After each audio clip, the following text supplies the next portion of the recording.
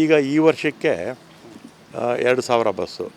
ಈ 2,000 ನಮ್ಮ KKRTC ಎಷ್ಟು ಕೊಡಬೇಕು? ಮೊನ್ನೆ ವಾಯು ಕರ್ನಾಟಕಕ್ಕೆ 700 ಕೊಡ್ತೀನಿ ಅಂತ ಹೇಳಿದ್ದೀನಿ.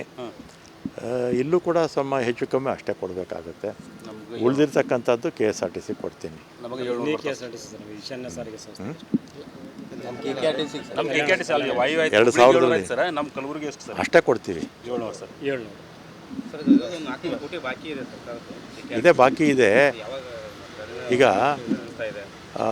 2,000 ಕೋಟಿ ಸಾಲ ತಗೊಳ್ಳೋದಕ್ಕೆ ನಮ್ಮ ರಾಜ್ಯ ಸರ್ಕಾರ ಒಪ್ಪಿಗೆ ಕೊಟ್ಟಿದೆ. ಆ ಸಾಲವನ್ನು ನಾವೇನು ತೀರಿಸ್ಬೇಕಾಗಿಲ್ಲ. ನಾವು ಅಂದರೆ ನಮ್ಮ ರೋಡ್ ಟ್ರಾನ್ಸ್ಪೋರ್ಟ್ ಕಾರ್ಪೊರೇಷನ್ಸು ಸರ್ಕಾರನೇ ತೀರಿಸ್ಕೊಡುತ್ತೆ. ಆಮೇಲೆ ಇನ್ನೂ ಸ್ವಲ್ಪ ಉಳ್ಕೊಳ್ಳುತ್ತೆ. ನೆಕ್ಸ್ಟು ಮುಂದಕ್ಕೆ ಸಹಾಯ ಮಾಡ್ತಾರೆ.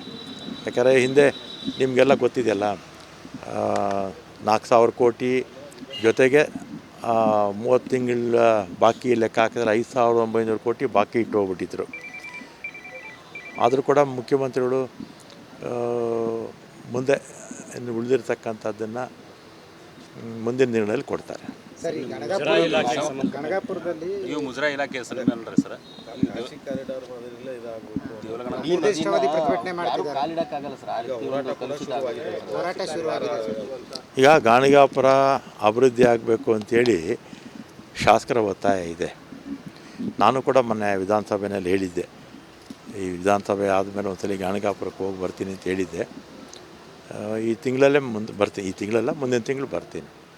ಬಂದು ಅಲ್ಲಿ ಏನಾಗಬೇಕು ಅನ್ನೋದನ್ನು, ನಮ್ಮ ಇಲಾಖೆ ಏನು ಮಾಡಬೇಕು, ಬೇರೆ ಬೇರೆ ಇಲಾಖೆಗಳು ಏನು ಮಾಡಬೇಕು ಅನ್ನೋದನ್ನು ಮಾಡಬೇಕು. ಮತ್ತು ಕಲ್ಯಾಣ ಕರ್ನಾಟಕ ಅಭಿವೃದ್ಧಿ ಮಂಡಳಿಯವರು ಆ ಮಂಡಳಿಯಿಂದ ಕೂಡ ಹಣ ಕೊಡ್ತೀವಿ ಅಂತ ಹೇಳಿದ್ದಾರೆ. ಆ ಶಾಸಕರೆಲ್ಲ ಒಗ್ಗಟ್ಟಾಗಿ ಹೇಳಿದ್ದಾರೆ. ಅದರಿಂದ ನಾನು ಮುಂದಿನ ತಿಂಗಳು ಬರ್ತೀನಿ. ಈ ಪ್ರಾಧಿಕಾರ ರಚನೆ ಆಗಬೇಕು ಅಂತ ನೋಡೋಣ, ಅಲ್ಲಿ ಬಂದು ನೋಡ್ತೀನಿ.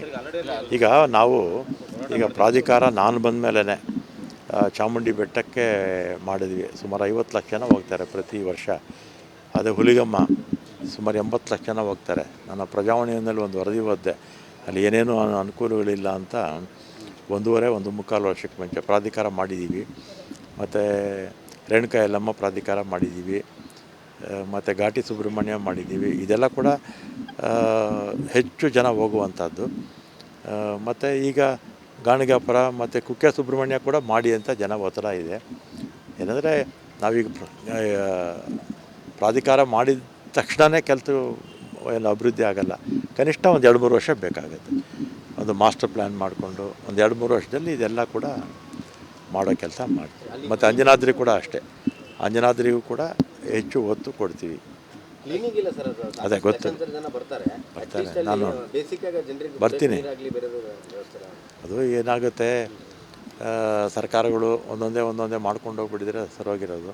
ಸರ್, ಶ್ರೀಶೈಲದಾಗ ಒಂದು ಯಾತ್ರಿಕ ಭವನ ಅದು ಅಲ್ಲಿಗೆ ಸ್ಟಾಪ್ ಆಯ್ತು ಸರ್. ಇಲ್ಲ, ಯಾತ್ರೆ ಭವನ ಏನಾಗಿದೆ, ನಮಗವರು ನಾವು 80 ಕೋಟಿ ರೂಪಾಯಿ ಬಡ್ಜೆಟಲ್ಲಿ ನಾವು ಇಟ್ಕೊಂಡಿದ್ವಿ.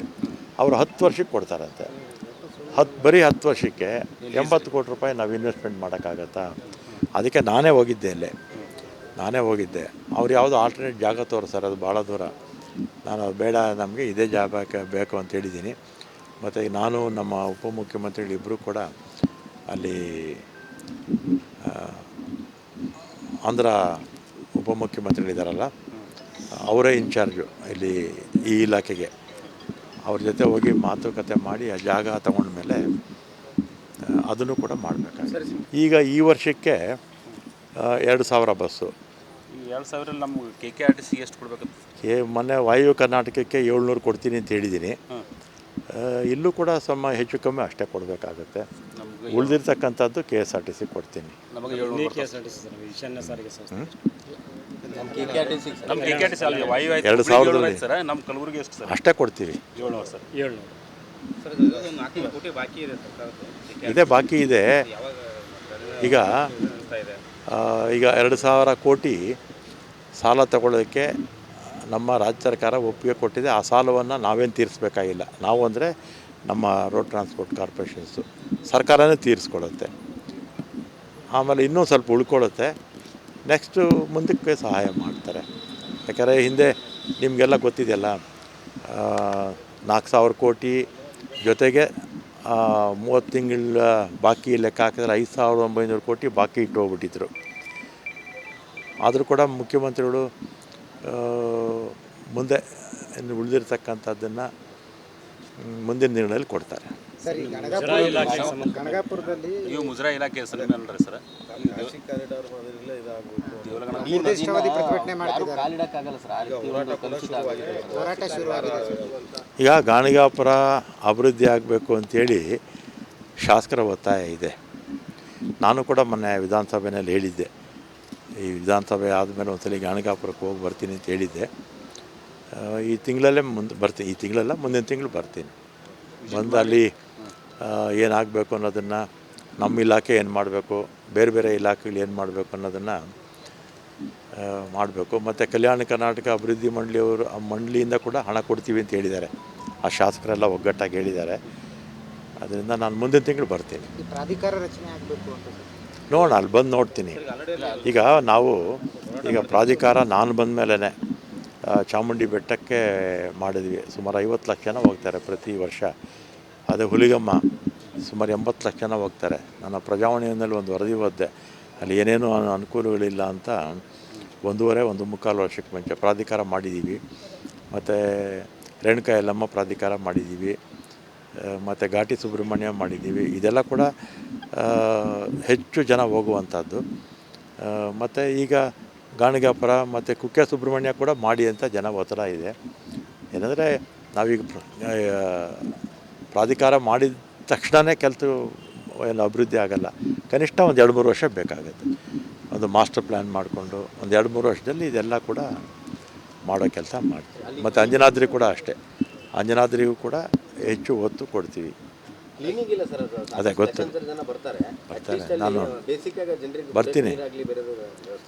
ಅದು ಏನಾಗುತ್ತೆ, ಸರ್ಕಾರಗಳು ಒಂದೊಂದೇ ಮಾಡ್ಕೊಂಡು ಹೋಗ್ಬಿಟ್ಟಿದ್ರೆ ಸರೋಗಿರೋದು. ಸರ್ ಶ್ರೀಶೈಲದಾಗ ಒಂದು ಯಾತ್ರಿಕ ಭವನ ಅದು ಅಲ್ಲಿಗೆ ಸ್ಟಾಪ್ ಆಯ್ತು ಸರ್. ಇಲ್ಲ, ಯಾತ್ರೆ ಭವನ ಏನಾಗಿದೆ, ನಮಗವರು ನಾವು 80 ಕೋಟಿ ರೂಪಾಯಿ ಬಡ್ಜೆಟಲ್ಲಿ ನಾವು ಇಟ್ಕೊಂಡಿದ್ವಿ. ಅವರು 10 ವರ್ಷಕ್ಕೆ ಕೊಡ್ತಾರಂತೆ. ಬರೀ 10 ವರ್ಷಕ್ಕೆ 80 ಕೋಟಿ ರೂಪಾಯಿ ನಾವು ಇನ್ವೆಸ್ಟ್ಮೆಂಟ್ ಮಾಡೋಕ್ಕಾಗತ್ತಾ? ಅದಕ್ಕೆ ನಾನೇ ಹೋಗಿದ್ದೆ. ಅವ್ರು ಯಾವುದೋ ಆಲ್ಟರ್ನೇಟ್ ಜಾಗ ತೋರಿಸ್ತಾರೆ, ಅದು ಭಾಳ ದೂರ. ನಾನು ಅದು ಬೇಡ, ನಮಗೆ ಇದೇ ಜಾಗ ಬೇಕು ಅಂತ ಹೇಳಿದ್ದೀನಿ. ಮತ್ತು ನಾನು ನಮ್ಮ ಉಪಮುಖ್ಯಮಂತ್ರಿಗಳಿಬ್ಬರು ಕೂಡ ಅಲ್ಲಿ ಆಂಧ್ರ ಉಪಮುಖ್ಯಮಂತ್ರಿಗಳಿದ್ದಾರಲ್ಲ, ಅವರೇ ಇನ್ಚಾರ್ಜು ಇಲ್ಲಿ ಈ ಇಲಾಖೆಗೆ. ಅವ್ರ ಜೊತೆ ಹೋಗಿ ಮಾತುಕತೆ ಮಾಡಿ ಆ ಜಾಗ ತಗೊಂಡ್ಮೇಲೆ ಅದನ್ನು ಕೂಡ ಮಾಡಬೇಕಾಗುತ್ತೆ. ಈಗ ಈ ವರ್ಷಕ್ಕೆ 2,000 ಬಸ್ಸು. ಈ 2,000 ನಮ್ಮ KKRTC ಎಷ್ಟು ಕೊಡಬೇಕು? ಮೊನ್ನೆ ವಾಯು ಕರ್ನಾಟಕಕ್ಕೆ 700 ಕೊಡ್ತೀನಿ ಅಂತ ಹೇಳಿದ್ದೀನಿ.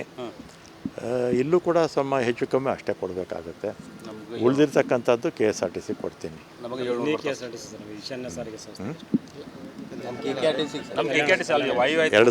ಸರ್, ನಮ್ಮ ಕಲಬುರಗಿ ಎಷ್ಟು ಸರ್? ಅಷ್ಟೇ ಕೊಡ್ತೀವಿ. 700 ಸರ್. 400 ಕೋಟಿ ಬಾಕಿ ಇದೆ ಸರ್.